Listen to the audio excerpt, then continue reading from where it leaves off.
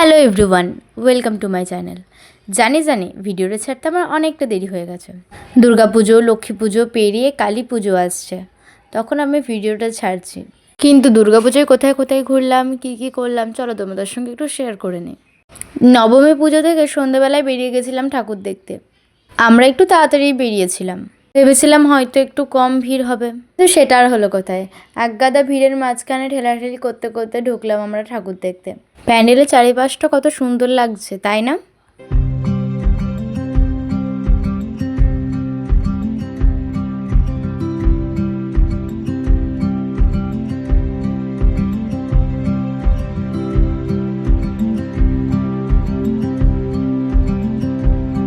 এরপর চলে গেছিলাম আরও একটা অন্য জায়গায়। এখানেও খুব সুন্দর প্যান্ডেল করেছিল, দেখো তোমরা।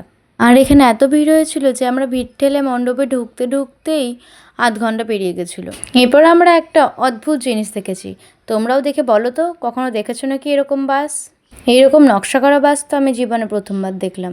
এরপর কিছু খাওয়া দাওয়া করে আমরা চলে গেলাম বাড়ি।